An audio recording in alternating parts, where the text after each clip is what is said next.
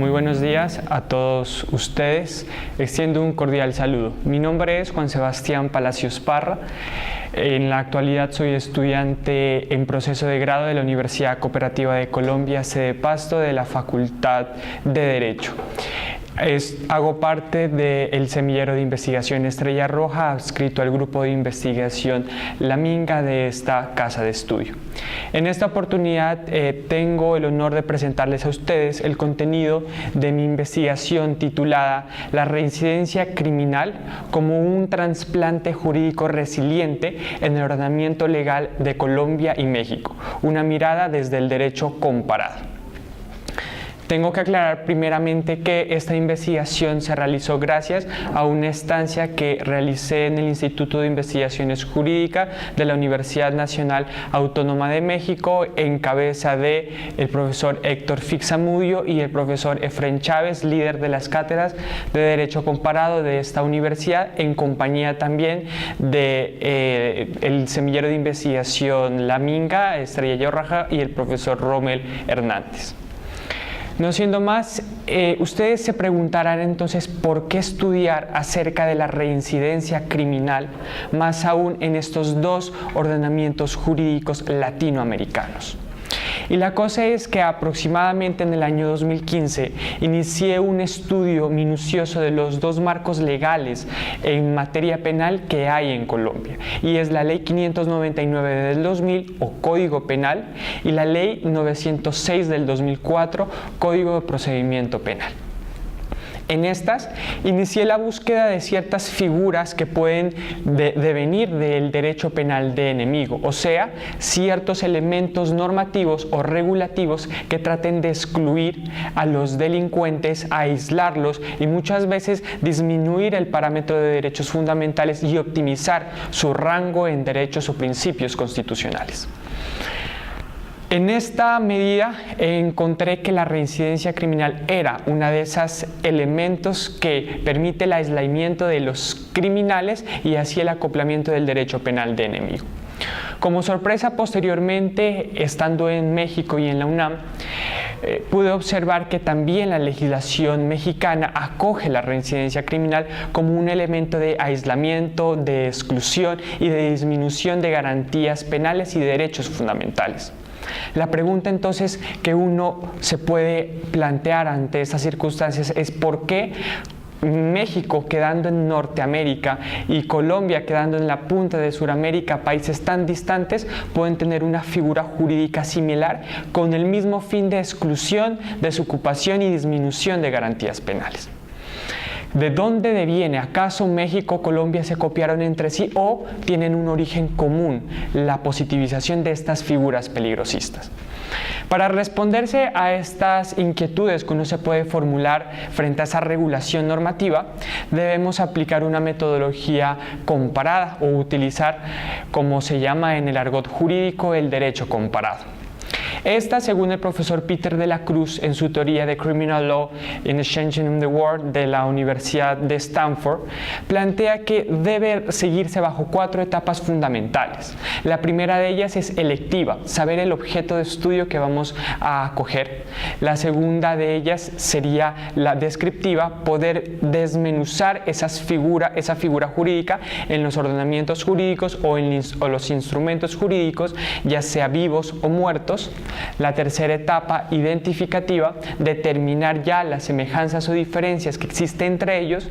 Y por último, explicativa o conclusiva, que es poder crear un elemento dogmático o así jurídico que permita solucionar o responder a una hipótesis de investigación, a una pregunta, de investigación. Así las cosas, iniciamos con la primera etapa, que es electiva en la investigación. Debemos definir para ello qué es reincidencia criminal. Si situamos nosotros la Real Academia de la Lengua Española en su diccionario, podemos encontrar que reincidencia significa reiterar una conducta dolosa o un vicio jurídico. Y si nosotros acudimos a la terminología de la palabra, podemos encontrar que esa se subdivide en dos elementos. En el prefijo re, que es repetición, itinerancia o dos o más veces, y la palabra incidir, que deviene del latín incidir. Así entonces, la reincidencia es incidir en una conducta delictual que genera un desconocimiento normativo. Definiendo entonces qué es reincidencia y mirándolo no como un fenómeno jurídico, sino como una figura jurídica, pues cumple con tres elementos que debemos constatar. Primero, existencia de una sentencia previa ejecutoriada. Segundo, una nueva conducta posterior a la sentencia. Y tercer elemento, que haya un elemento de temporalidad. Pasemos entonces, ya definiendo el objeto, a la segunda etapa, que es la descriptiva. En Colombia y México existe un elemento contextual similar de positivización de la figura. En Colombia, desde 1928, con Jorge Eliezer Gaitán, se empieza a generar una regulación masiva del elemento peligrosista, toda vez que en 1928 él realizó su estancia doctoral en una de las universidades de Italia con el doctor Enrico Ferri, padre del positivismo italiano. De ahí entonces,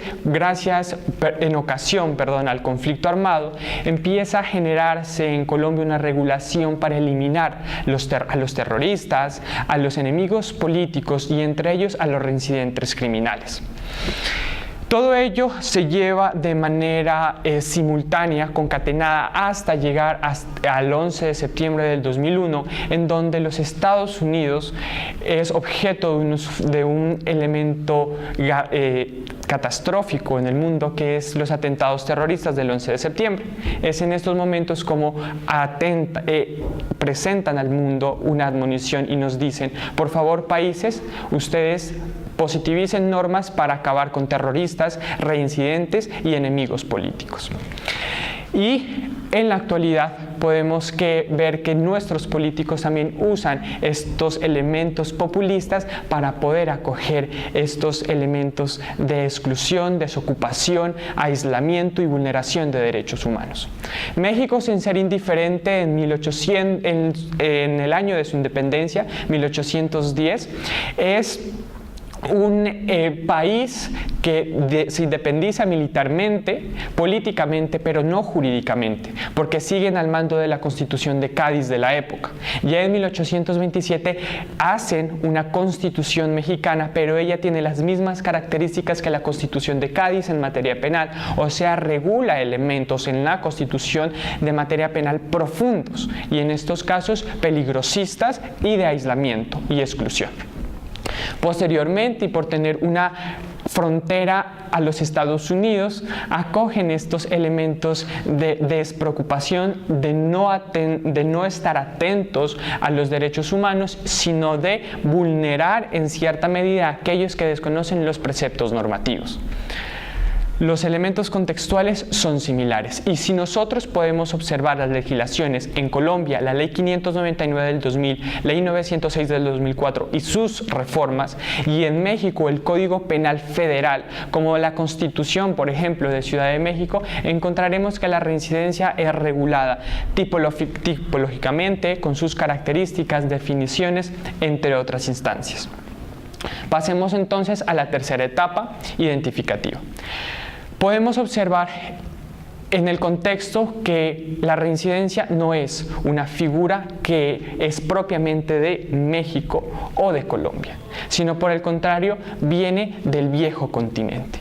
Y para preguntarnos entonces en qué elemento jurídico del viejo continente se sitúa estos elementos peligrosistas, más aún la reincidencia criminal, tenemos que acudir necesariamente a la Teodicea gran teoría del profesor Leibniz en su época al defender la culpa o los males en cabeza de Dios.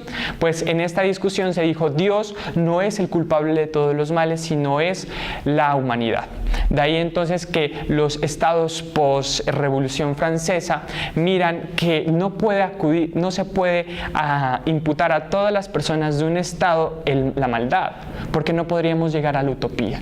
Es entonces en esta época que se puede cerrar a un grupo determinado para imputarle todos los males que hay en nuestra sociedad, y ellos son los enemigos, los delincuentes, y en este grupo los reincidentes criminales.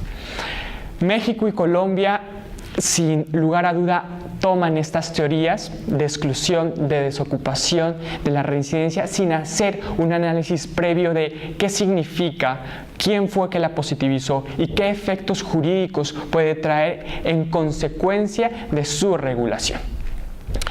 Y si nosotros nos adentramos entonces a los elementos de tipología de la reincidencia como una figura jurídica, nos daremos cuenta que tanto en México como en Colombia cumple las tres características. Primero, hay una sentencia previa ejecutoriada.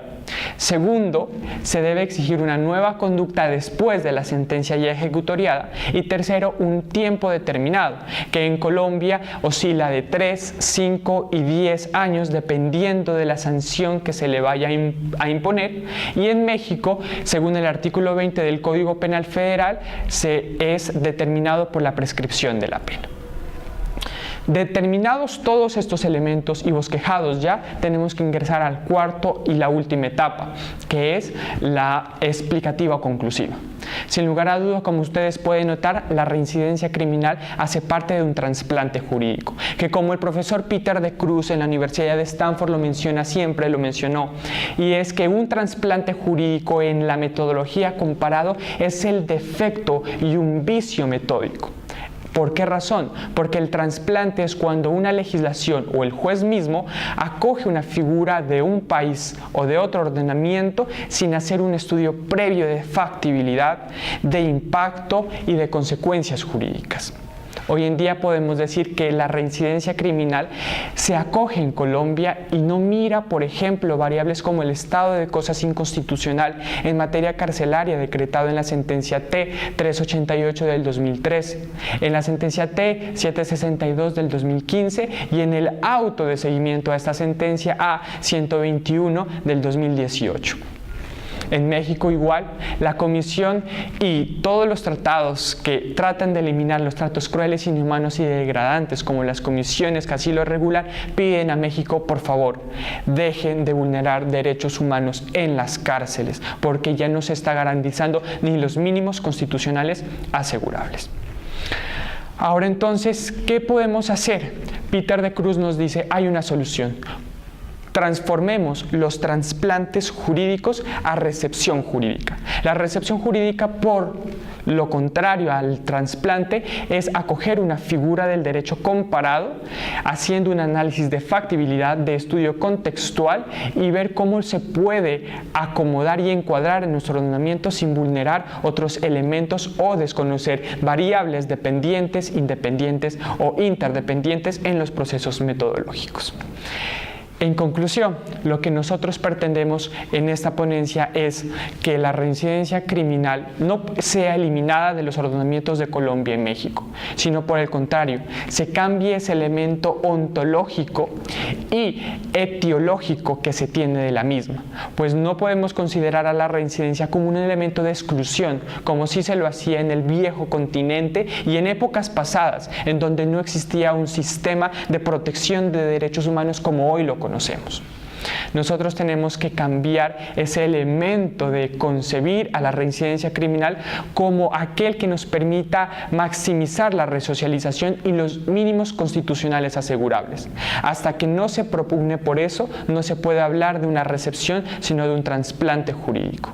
Y entonces también cambiar la ontología del mismo garantizaría el respeto de los derechos humanos, tanto de las víctimas como también del delincuente, que en este caso sería reincidente.